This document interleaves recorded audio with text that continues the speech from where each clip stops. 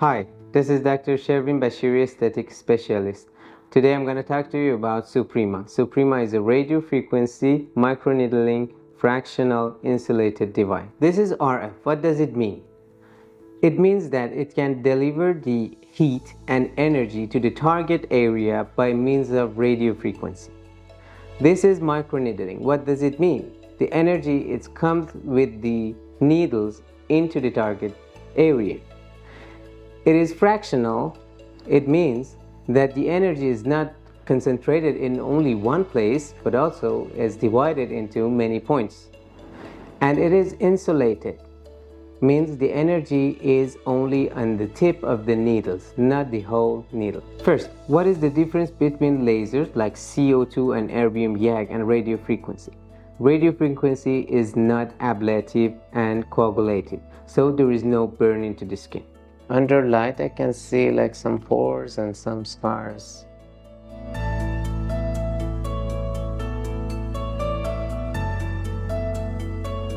The first step is assessing the patient. You have to assess the problem, you have to assess his skin type, you have to assess the medical condition that he has. So the indication for him is some acne scars from before and some fine wrinkles on the forehead. So we're gonna focus on the mid face and the upper face. It's like 2 to 3, but near 2. And you have to ask the patient some certain questions. First of all, any history of keloid and hypertrophic scar? Sir, do you have any history of keloids or hypertrophic scar? No. Do you have you had any surgery before? No. And do you take any medication? No. Okay, amazing. We are asking about the medication to know about using of retinoids. Also, using like retinols is safe while you're doing radio frequency. Just close your eyes.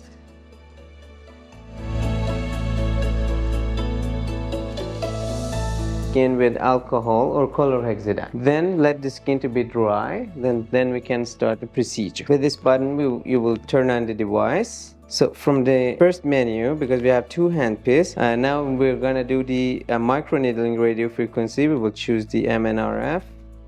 Then face. We want to start with the face. And then this is the parameters that we have to set for the patient. Depends on the area, we will decide the intensity, the pulse width, and the depth of the needle. So we're going to start with the lower face and the mid face. And our target area is the dermis layer. For the dermis layer, we will work between 1 to 2.5 millimeters. More than this, we will go to the hypodermis layer, which has the other indication like contouring and lifting. So the tip is only single use and disposable, and the suitable tip for face is 49 pin. Depth of the needles are adjustable from 0.3 millimeters up to 3 millimeters. This is 0.3 millimeters, is barely visible.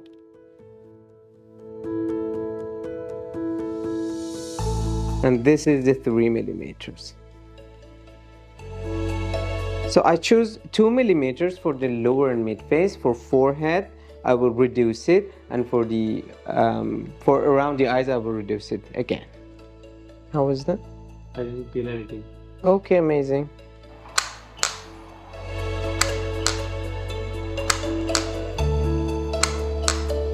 A little pinpoint bleeding is normal. If you go deeper, you will see more. You have to cover all the area, and you can overlap up to 50%, but also it's not necessary, but it's possible to overlap 50%. And one path with one energy and one depth is enough. If you want to do the second path, then you have to change the depth and the energy. Of course, if you go superficial, you have to use the lower energy.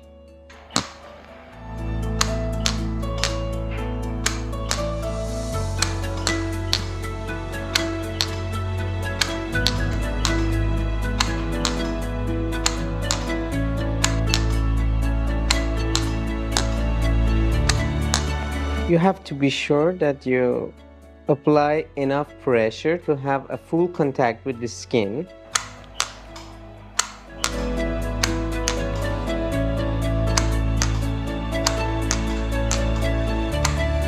So now it's time for forehead. For forehead, I will put it on a 0.8, the depth, but we are now more superficial. We have to reduce the energy and the pulse width. But it has deep wrinkles. I will do 2 layers. So I will do the first layer with 4 and 350. Then I will do the second layer a little bit more superficial with lower energy. 2 paths, it's better not to have any overlap.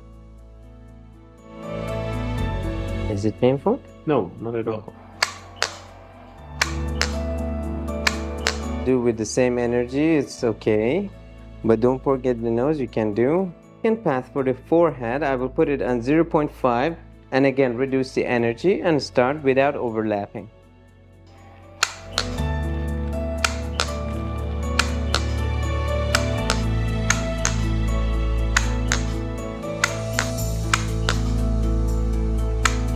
For the face, the first pass I did it with 2 millimeters. I will do the second pass with 1.5. The energy was, the intensity was 5 and the pulse width was 450 for the first pass. So for the second one, I will do like 4 and 350. Ready? Ready?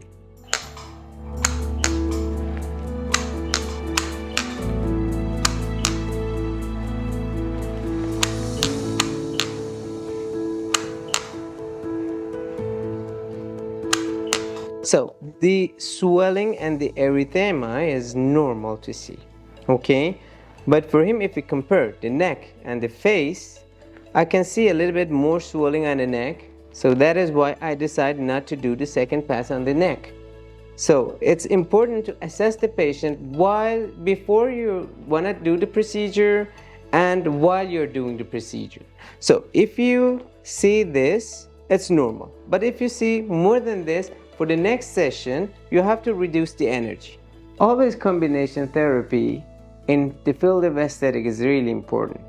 So with radio frequency, what we can add as a combination? We can do PRP, mesotherapy, or ablative lasers after. But combination with ablative lasers will elongate the downtime, even more than 1 week. So what we can do? We can use PRP or mesotherapies, which also helps the recovery time. So we have less downtime if we use the mesotherapies and PRP plus a better result. So today for the patient, we're going to use the Mesoglow as a mesotherapy.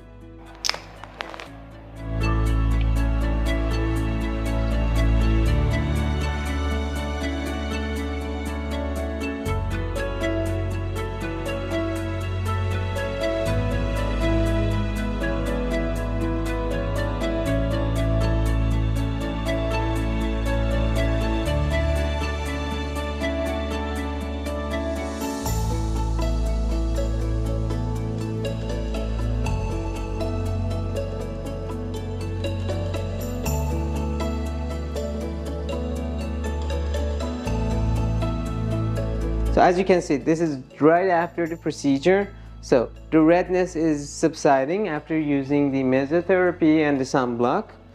And just to sum up, we targeted the forehead lines, the fine wrinkles with the lower depth, the mid-face for pores and some acne scars with the higher depth, with the higher energy. The higher depth, the higher energy that you can use.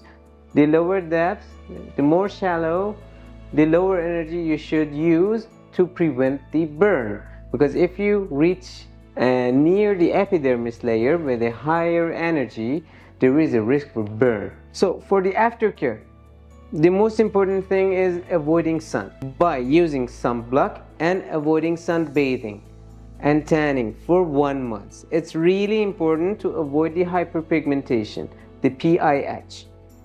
And the patient after the procedure for like 1 to 2 days may feel a little bit burning sensation and dryness. So the patient can use emollient or moisturizer cream. My patient today, I decided not to do radiofrequency on the lower eyelid because it doesn't have any problem here, and there were some like big veins under eyes, so there were a little bit risk of bruising. So I decided not touch the area. But if you want to do and perform the SUPRIMA under eyes, you can use different layers like 0.3, 0.5, even 1 millimeter. Depends if the patient has like under eye bags, fat bags. You can use even 2 millimeters under eyes. The important thing is you have to pull down a little bit the skin, then perform the SUPRIMA.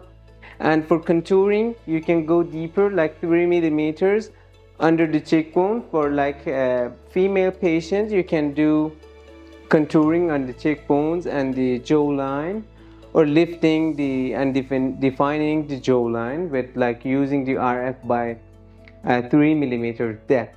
So sir, how do you feel after the treatment? Can you tell me about the pain? I didn't feel so much pain. A little bit burning. Okay. The pain was like from 0 to 10, about 4, 5 in the worst case. Yeah. In some part I didn't feel any pain. Yeah.